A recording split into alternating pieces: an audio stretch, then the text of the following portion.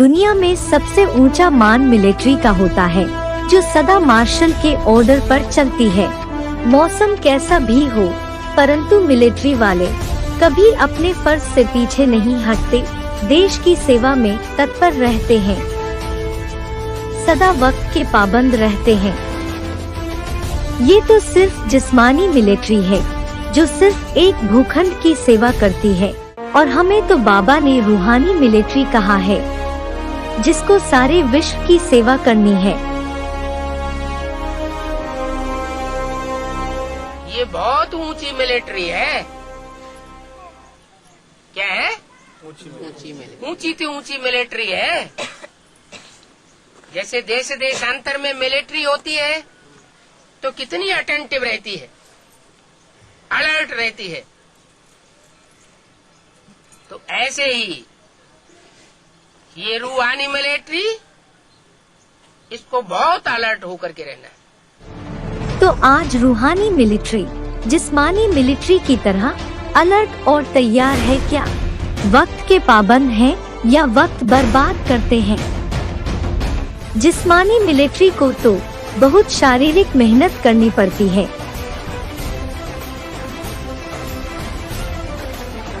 लेकिन यहाँ तो कोई शारीरिक मेहनत नहीं, सिर्फ याद की और ज्ञान देने की मेहनत है। मार्शल के नीचे कई कमांडर होते हैं, जो अपने अपने मोर्चे को संभालते हैं। यहाँ भी रूहानी मिलिट्री के मार्शल के भी कमांडर निमित्त बहने हैं, जिनके ऊपर सेंटर को संभालने की जिम्मेदारी है। लेकिन मार्शल की अनुपस्थिति में सेंटर्स का वातावरण ज्ञान योग का होने की बजाय सैनिकों का उमंग उत्साह कम होता जा रहा है। पहले स्टूडेंट्स की इतनी भीड़ होती थी, लोगों को बैठने की जगह नहीं होती थी, और आज वही हॉल खाली होते जा रहे हैं, क्योंकि स्टूडेंट्स की संख्या कम होती जा रही है। सैनिक तो हमेशा अभ्यास करते रहते हैं, जो अभ्यास नहीं करते हैं उनके शस्त्रों में जंग पड़ जाती है। वैसे ही रूहानी सेना के कोई स्थूल शस्त्र नहीं है, ज्ञान के अस्त्र शस्त्र हैं, जिससे अभ्यास करना है। संगठन चाहे छोटा हो या बड़ा, संस्कारों का मेल हो या ना हो, लेकिन सेना मजबूत तब होगी जब सबको साथ लेकर चले। संगठन की शक्ति होती है तो उमंग उत्साह आता है, नहीं तो अकेले पड़ जाते हैं तो हतोत्साहित हो जाते हैं। ऋषि मुनियों के आश्रम में तो तोते भी श्लोक बोलते हैं, जो आने वाले मनुष्यों को आकर्षित करते हैं।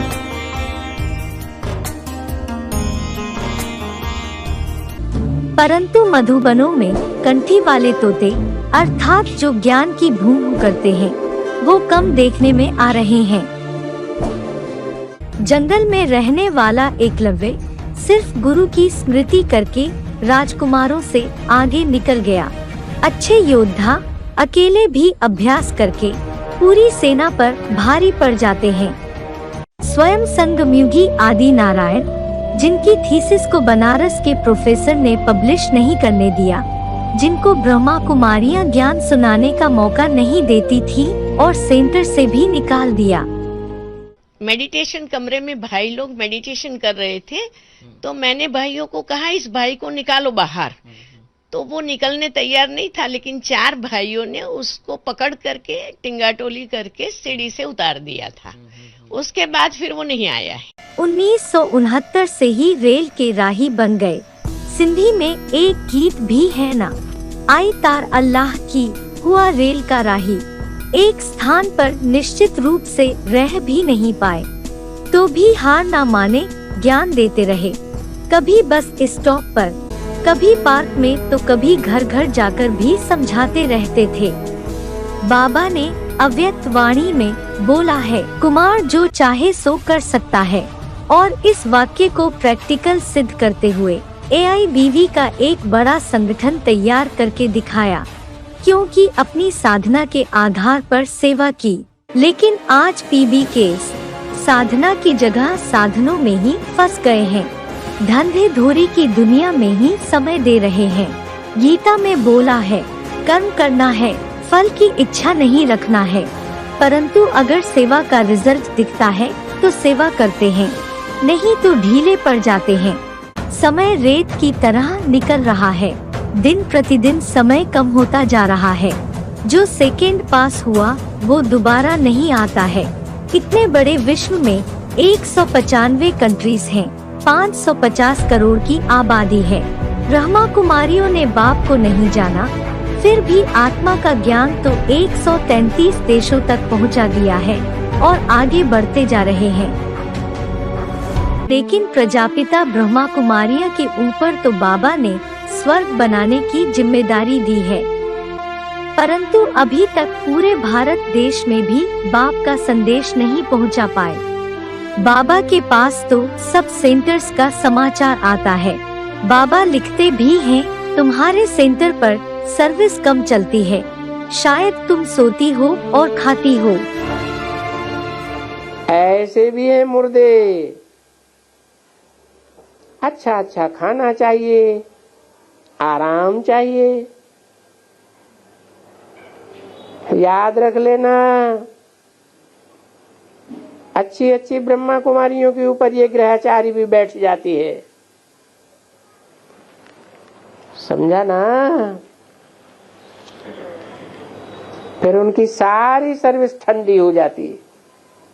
आदि लक्ष्मी वाली आत्मा जिनको अफ्रीकन भाषा नहीं आती थी, इंग्लिश बोलना भी अच्छे से नहीं आता था, तो भी परदेश में जाकर सेंटर का विस्तार किया और अपने हैंड्स तैयार करके आगे बढ़ी। अव्यक्त वाणी में बाबा ने बोला है, अच्छी सेवा कर रहे हैं। बाप दादा को समाचार मिला था कि निर्विघ्न फास्ट सेवा हो रही है। जैसे अफ्रीका ने संदेश देने का फास्ट किया है, ऐसे सभी को करना आवश्यक है। अपने ही हैंड्स तैयार किए और बढ़ते जा रहे हैं। फास्ट वृद्धि की सेवा है ना? क्या विशेषता सुनाई थी? जितनी किसी और जोन में सेवा नहीं हुई है, उतनी अभी हुई है। फास्ट हुई है ना? मुबारक हो, अच्छा कर रहे हैं। सिर्फ देखने और सोचने का नजरिया बदलना है। अपने को साधारण सैनिक नहीं समझना है। शिवाजी के छोटे छोटे सैनिक बड़े बड़े किले को जीत लेते थे। भविष्य में तभी जीत पाएंगे जब वर्तमान में प्रयास करेंगे। हर एक निमित्त कमांडर्स का कर्तव्य है, वो अपने सेंटर का वातावरण ज्ञान योग का बनाएं। बाबा के लिटरेचर, गीता श्लोक, हिंदी एवं प्रादेशिक कोर्स क्लासेस, भाषण और ज्ञान के प्रश्न उत्तर का प्रोग्राम रखना चाहिए। बहनों को होशियार बनाए, बहनों का ही नहीं माताओं का भी क्लास रखें, बल्कि उनको भी समझाने के लिए तैयार रखना है, क्योंकि हम तलवार ढाल के बिना नहीं चल सकते हैं। हर एक माता को होशियार बनाना आप शिव शक्तियों का ही काम है। टीचर आप समान बनावेंगे। हैंड्स की बहुत जरूरत रहती है, इसमें भी माताओं की जास्ती जरूरत रहती है।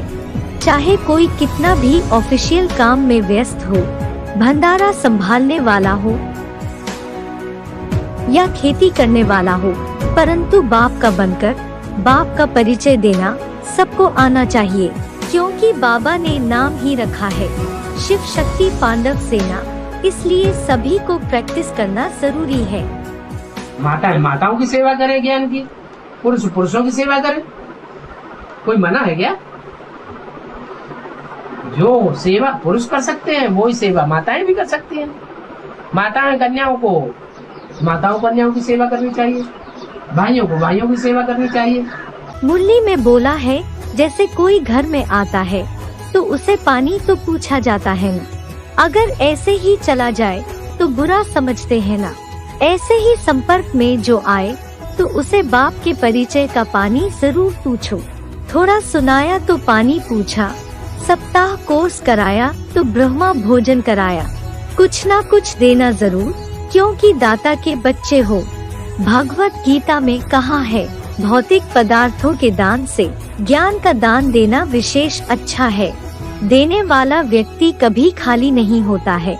उसका धन वृद्धि को पाता रहता है। इसलिए कहते हैं, धन दिए धन ना खूटे। यहाँ भी जो जितना ज्ञान धन देगा उतना ही उसका मनन चिंतन बढ़ता है। लेकिन संदेश देकर सिर्फ प्रजा इकट्ठी नहीं करनी है, वारिसदार आत्माओं को भी निकालना है। एक एक को समझाने की मेहनत करनी है। ज्ञान देते समय भी कुछ बातों का विशेष ध्यान देना है। सफर में जाते समय ज्ञान देना शुरू करते हैं और संसार समाचार की बातों में लग जाते हैं। बाप का परिचय देने की जगह कुछ अपना बताते हैं और कुछ उनका सुनने लगते हैं। इससे ये नुकसान होता है कि समय तो व्यर्थ जाता ही है, साथ में सुनने वाले पर तो ज्ञान का प्रभाव नहीं पड़ता, परंतु सुनाने वाले पर दुनियावी बातों का असर पड़ जाता है। जितना हो सके समय को देखते हुए शॉर्ट में बताएं। अगर व्यक्ति को सुनने की इच्छा है तो आप उनको डायरेक्ट कोर्स कराना शुरू कर सकते हैं और अनूठी योजना की किताब में चित्र भी दिए हैं। किसी को भी चित्र दिखाकर समझा सकते हैं। कभी भी सुनाते समय किसी धर्म विशेष या व्यक्ति की ग्लानि ना करें। अपने ब्रह्मचर्य जीवन या त्याग की महानता का वर्णन ना करें। ना ही दूसरे को पहले नियम बताकर धारणा करने पर जोर देना है। ज्ञान देते समय दूसरों को डांट कर या अपनी बातों का दबाव देकर नहीं बताना है। ना ही बिना समझा हुआ किताबों से रटकर या किसी का सुनकर ना सुनाए। विद्वता दिखाने के लिए ढेर श्लोक सुनाने की जरूरत नहीं। वाल्मीकि रामायण की तरह बाप के परिचय को कठिन नहीं बनाना है, बल्कि तुलसीदास की तरह जन सामान्य की भाषा में राम कथा बतानी है। विरोधी दल तो तन मन धन और तांत्रिकों का सहारा लेकर हर प्रकार से जोर लगा रहा है। उनके प्रभाव में आकर भाग नहीं जाना है।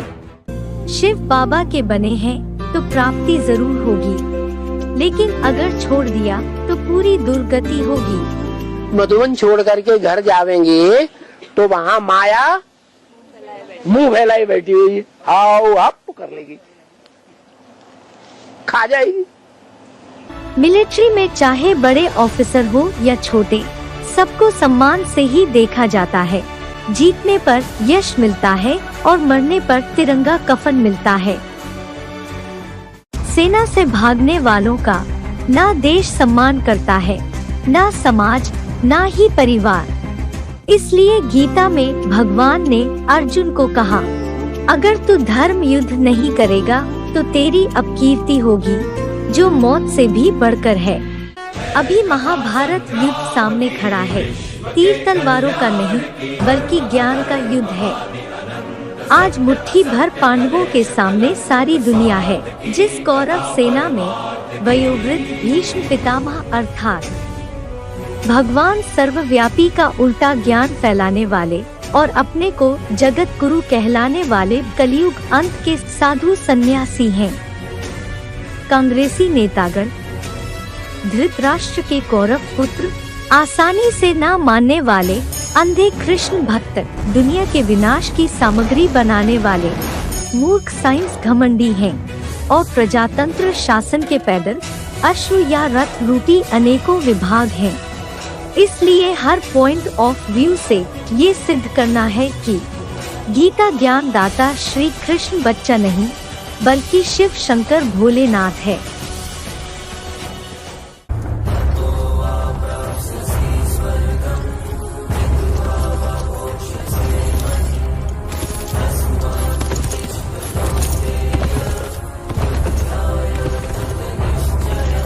ये साधारण युद्ध नहीं है, महाभारी महाभारत ज्ञान का युद्ध है, जिससे सबको पसार होना है।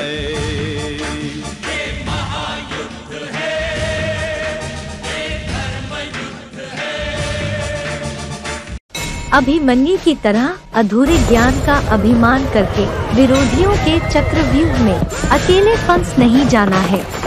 तीर तलवारों के रूप में अनेकों प्रश्नों की बौछार होने वाली है। आप जैसा कि आपके द्वारा कहा जाता है कि आप ना तो कुछ लेते हैं ना कुछ देते हैं, ठीक है। इतना बड़ा स्ट्रक्चर यहाँ दिल्ली ऑल ओवर इंडिया में चल रहा है, तो विदाउट फंडिंग में कैसे चल रहा है? बाबा वीरेंद्र देव जो दुनिया बदलने की बात कर रहे हैं, कब तक दुनिया के सामने आएंगे? मैडम, अगर आप भगवान को साक्षात मानते हो तो सुप्रीम कोर्ट ने आपने फिर वकील क्यों खड़ा किया? जो ज्ञानियों बल से भरे होंगे वो तो उत्तर दे पाएंगे, और जो खाली होंगे वो तो मना कर देंगे। मैं इन महारथियों के साथ युद्ध नहीं कर सकता, नहीं कर सकता। ग्लानि के शंख ढोल नगाड़े बज चुके हैं। अब पांडव कब तक शांति प्रस्ताव के रूप में सिर्फ कोर्ट के न्याय की प्रतीक्षा करेंगे या ईश्वरीय वाणी के दिव्य शंख बजाएंगे? मुरली में बोला है, जब गीता का भगवान सिद्ध कर देंगे तो तुम्हारी विजय होगी। इसलिए सभी को मिलकर इस टॉपिक को मुख्य रूप से तैयार करना है। इसके लिए कोई वेद, शास्त्र, कुरान, बाइबल पढ़ने की जरूरत नहीं है, ना ही शास्त्रकारों से आर्ग्यू करने की जरूरत है, क्योंकि हमारा ज्ञान शास्त्रों का है ही नहीं। बाबा ने कहा है, मुख्य है गीता, जो सच्ची भगवानुवाच भी है। दुनिया में तो बच्चों पर कितना वजन रखा जाता है, यहाँ तो बाबा ने एक ही गीता की किताब दी है, जिसकी व्याख्या शिव बाबा ने ईश्वरीय ज्ञान के अनुसार बहुत पहले ही कर दी है। मुरली में भी कहा है, सिर्फ नाम का ब्राह्मण ब्राह्मणी नहीं चाहिए। ब्राह्मण ब्राह्मणी वह जिनके मुख में बाबा का गीता ज्ञान कंठ हो। गीता के आधार पर सारी दुनिया को समझाना है, इतना प्रभाव डालना है कि मीडिया तक आवाज जाए, क्योंकि आज सारी दुनिया पर प्रभाव मीडिया का पड़ता है। इसलिए जिस मीडिया ने ग्लानि की थी वो गायन करने पर मजबूर हो जाए